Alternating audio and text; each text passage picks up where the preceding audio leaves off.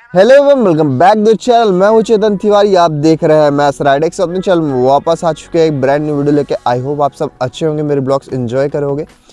सो आज की जो टॉपिक या फिर वीडियो रहेगी ओनरशिप रिव्यू के बारे में रहेगी। जैसे मैं ऑन करता हूँ R15 V4, तो तुम भी प्लान बनाए होगे 2026 में खरीदने का। आई होप तुम लोग खरीद भी लो।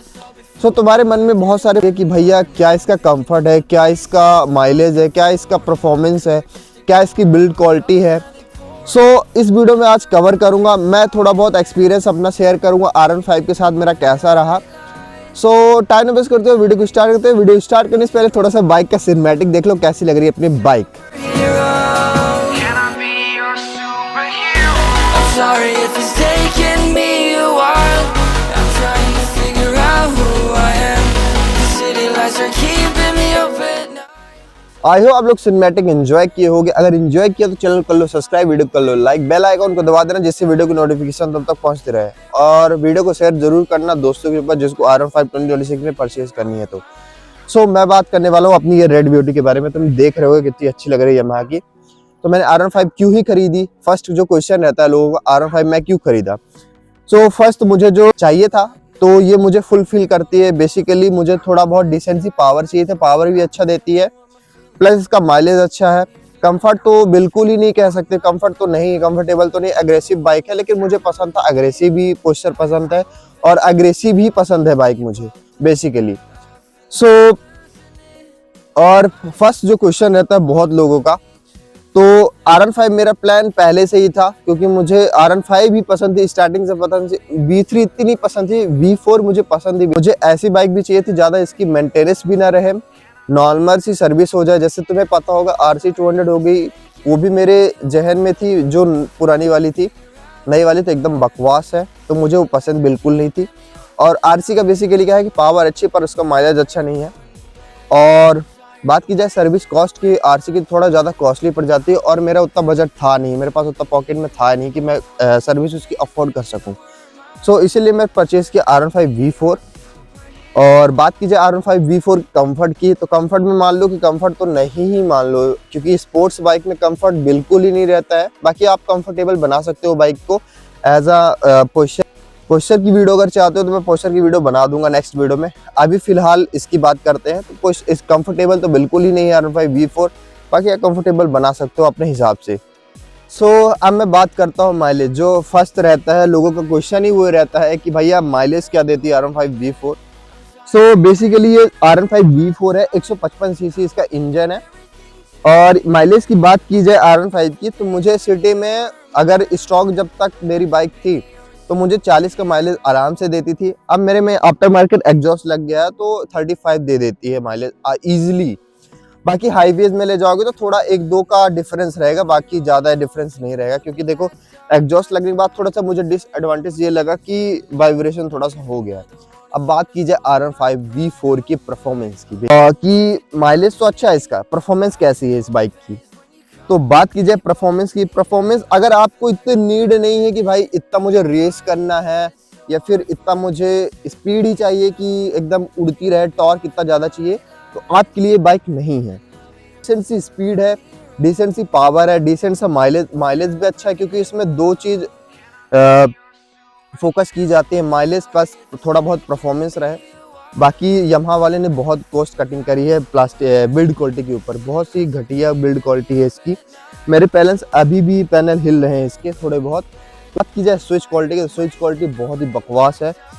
और जो किल स्विच रहता है स्टार्ट ऑन ऑफ का रहता है, तो मुझे आप जैसे जैसे पुरानी होती जा रही है बाइक, जैसे वॉश होती है हफ्ते में 1 बार होती है या फिर महीने में 2-3 बार हो जाती है, तो इसका किल स्विच क्या है कि जैसे मैंने स्टार्ट की बाइक को ना, तो ये किल स्विच स्टार्ट ही रहता है, तो मुझे लगता है डैमेज पड़ेगा।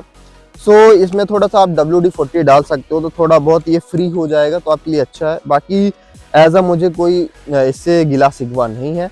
और बात की जाए स्विच क्वालिटी की, तो ओके है, ज़्यादा अच्छी भी नहीं, ज़्यादा प्रीमियम भी नहीं है, ठीक ठाक ही है। ज़्यादा मैं वो भी नहीं कह सकता, जैसे KTM है ना, वो थोड़ा प्रीमियम साइड में जाता भले, लेकिन उसकी जो क्वालिटी बिल्ड क्वालिटी रहती है प्लस उसका जो भी इसके, जैसे मैं तुम्हें बताता हूँ, जैसे इसके फॉक्स है ना पतले पतले से हैं, और आप RC वगैरह की देखें ना उससे मोटे मोटे से हैं। और बैटरी की ब्रेक थोड़ा सा जो फ्रंट ब्रेक तो अच्छा भी है, रियर ब्रेक तो बहुत ही घटिया है। प्लस जो इसका जो ABS है ना तो बहुत जल्दी किक इन करता है। जैसे मैं स्पीड में, अगर मैं स्पीड चला रहा हूँ, अचानक से कोई बंदा आ गया है तो ये ऐसा अचानक से डरा देगी कि लगेगा कि ब्रेक टूट गया है, बात डराई है। और बहुत लोगों ने तो ABS निकाल दिया है, अभी मैंने ABS नहीं निकाला है बिकॉज ऑफ की सेफ्टी रीजन, मेरा भाई भी चलाता रहता है तो इस कारण से मैं ABS नहीं निकाला हूँ। सो बात मैं थोड़ा बहुत आपको बिल्ड क्वालिटी के ऊपर बता देता हूँ। अगर आप इसको अच्छे से मेंटेन करके रखते हो, बेसिकली क्या है कि अगर आप स्पोर्ट्स सेगमेंट में जाते हो थोड़ा सा कॉस्टली हो जाता है, इसके जो पार्ट्स रहते हैं कॉस्टली हो जाते हैं। अगर आप आराम से ढंग से चलाते हैं अपनी बाइक तो एज अ केयर करनी पड़ती है बाइक की। अगर आप स्पोर्ट्स बाइक में जा रहे हैं, आपका डेली कूलेंट देखना पड़ता है, आपकी हीट तो नहीं हो रही बाइक, ये सब आपको मेंटेन रखना पड़ता है। अब बात की जाए इसकी मेंटेन कॉस्ट की, बहुत से लोगों का क्वेश्चन रहता है कि मेंटेनेंस कॉस्ट क्या पड़ती है R15 V4 की, जो न्यू बायर हैं जिनको R15 लेनी 2026 में। सो मुझे जो बेसिकली कॉस्ट पड़ती है, मैं जैसे फर्स्ट सर्विस, मेरी फर्स्ट बाइक सर्विस 1000 किलोमीटर में होती है, तो 1000 किलोमीटर में मैं कराया था तो मेरी फर्स्ट सर्विस जो थी 1000 रुपये में हो गई थी, जिसमें से चेंज हुआ था इंजन ऑयल चेंज हुआ था, ऑयल फिल्टर चेंज हुआ था, बाकी इनसाइड की जो थोड़ी बहुत इधर साइड साफ सफाई वो किया था उसने। और सेकंड सर्विस में इंजेक्टर क्लीन हुआ था। और सेकंड कॉस्ट जो सेकंड सर्विस की कॉस्ट थी मेरी, वो समथिंग 1200 रुपये की कॉस्ट थी, जो कि मैं प्रीमियम ऑयल नहीं डलवाया था। तुम्हें पता होगा RS4 GP करके एक इंजन ऑयल आता है, वो जो Yamaha RM5 1200 रुपये का देता है, तो मेरे सिटी में वो है ही नहीं, वो इंजन ऑयल ही नहीं है यहाँ। तो जैसे मेरी 4 सर्विस कंप्लीट हो चुकी है अपनी बाइक की, तो 4 सर्विस में आफ्टर मार्केट ही करा लिया, मेरा पहचान का बंदा था तो उससे मैं करा लिया हूँ।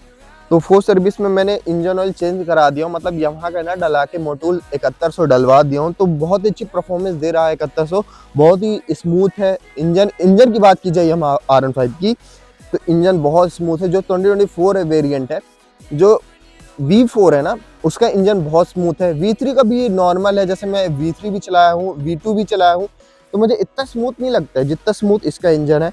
बाकी इंजन को बहुत केयर के साथ रखना पड़ता है इन बाइकों का। आप हाई स्पीड में अगर आप धीरे धीरे चला रहे हैं ना तो आपकी बाइक हीट करेगी, अगर आप 50-60 की स्पीड में है तो आपकी बाइक हीट नहीं करेगी। जैसे सिटी में घुसते हैं, हीटिंग इशू आता है, तो एग्जॉस्ट लगने के बाद क्या है कि हीटिंग इशू थोड़ा सा बड़ा है हल्का सा RM5 का।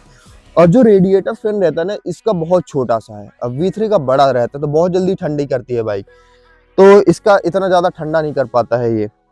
सो ये था। और बात की जाए मीटर की, तो मीटर में कुछ ज़्यादा है नहीं, बस 1-2 फीचर है। जैसे Yamaha कनेक्ट फीचर, जैसे ब्लूटूथ से आप मोबाइल कनेक्ट कर सकते हैं, जिसमें से आपको सिर्फ वो दिखाएगा, अगर कॉल आता है तो एक बत्ती बस जलेगी और मैसेज आएगा तो एक बत्ती बस जलेगी। और बात की जाए RM5 के मोड के, तो मोड में सिर्फ 2 ही मोड है, एक है ट्रैक मोड है, एक है स्ट्रीट मोड। तो कुछ इसमें खास नहीं डिफरेंस नहीं है, बस इसका जो एनालॉग रहता है ना वो सिस्टम चेंज होता है, बाकी सब कुछ सेम है, ना पावर बढ़ती है ना कुछ होती है।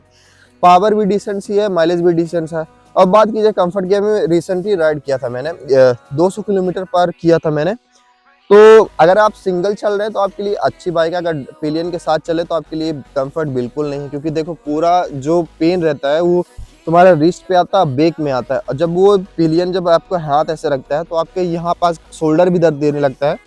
सो कंफर्ट के, अगर कंफर्ट के हिसाब से RM5 V4 परचेज कर रहे हो तो ये कंफर्ट तो भूल ही जाओ, नहीं मिलेगा कंफर्ट।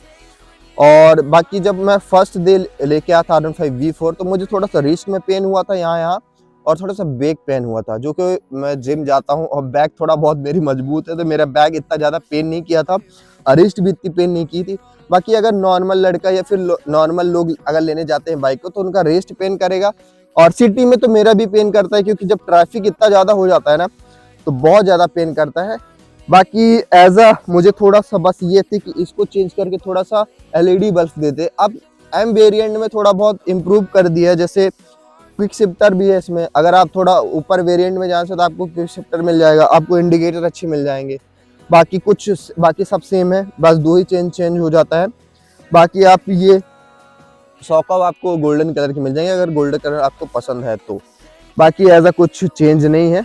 और बात की जाए 1.5 साल में मेरा एक्सपीरियंस कैसा रहा है हमें RM5 के साथ, तो मैं अगर माइलेज की बात की जाए तो माइलेज मुझे बहुत अच्छा दी है, परफॉर्मेंस मुझे बहुत अच्छा दी है। हाईवेज हो गई या फिर 200 सीसी को टक्कर दे देती है ये बाइक, और RS200 हो गई जो नई वाली है उससे तो बहुत अच्छे से स्मोक कर देती है, बहुत ईजिली, चाहे इनिशियल हो चाहे टॉप एंड हो, बहुत अच्छी चलती है। और M वेरिएंट RM5 से मुझे ये ज़्यादा फास्ट लगती है RM5 V4, सो हैज़ मान लो कि हल्की है इसलिए ज़्यादा तेज़ जाती है, या फिर उसमें कुछ डिसएडवांटेज है R15M में। बाकी उसकी बड़ी बाइक है तो उसका ऑरा थोड़ा सा अलग हो जाता है, क्योंकि भाई टॉप एंड वेरिएंट खरीदा है। बाकी मुझे परफेक्ट यही बाइक लगती है R15 V4, जो कि इसका जो थ्रो है, जो इनिशियल है, बाकी ये सब अच्छा है इसका।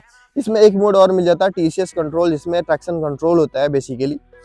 तो जैसे आप बाइक चला रहे हैं, आप TCS अगर ऑन रहेगा तो वो जो रोटेशन रहती है, जैसे आपने अचानक से व्हीली मारी तो आपको रोटेशन नहीं होगा, व्हीली रखड़ जाएगी, अंदर ही गाड़ी खड़ी हो जाएगी। और बाकी आप ट्रैक्शन कंट्रोल ऑफ कर दे तो इजीली व्हीली मार सकते हो। सो आई होप आप लोग को मेरा वीडियो पसंद आया हो, और मेरा ऑनेस्ट रिव्यू कैसा लगा। मैं एक ओनर हूँ यामाहा R15 V4 का। जैसे मुझे बाइक चाहिए थी, मुझे वैसे ये बाइक मुझे फिल करती है। थोड़ा बहुत डिसेंट सी पावर चाहिए थी और माइलेज भी चाहिए था, क्योंकि अभी मैं न्यू हूँ इस फील्ड में, और मुझे इतना नहीं चाहिए था कि मुझे एक भार पड़ जाए बाइक का। तो मुझे मेंटेनेंस कॉस्ट भी इसकी अच्छी लगी, और मुझे यूट्यूब भी स्टार्ट करना था, तो ये बाइक मेरे लिए परफेक्ट है। बाकी नीड के ऊपर डिपेंड करता है। अगर आपकी नीड परफॉर्मेंस है तो आपको माइलेज नहीं मिलेगा, अगर माइलेज है तो परफॉर्मेंस नहीं मिलेगा। लेकिन इस बाइक को लेने के बाद आपको दोनों चीज़ मिल जाएगा। अगर आप नेकेड वर्जन में जाते हैं तो MT-15 भी है आपके लिए, सेम इंजन है, बस नेकेड में है वो। बाकी आई होप आपको वीडियो पसंद आया तो चैनल को कर लो सब्सक्राइब, वीडियो को कर लो लाइक, और वीडियो को शेयर जरूर करना अपने दोस्तों के पास जिसको R15 लेना है। तुझे ऑनरशिप मेरा पसंद आए तो लाइक जरूर कर देना bro. So thank for watching this video, और इट्स मी चेतन तिवारी।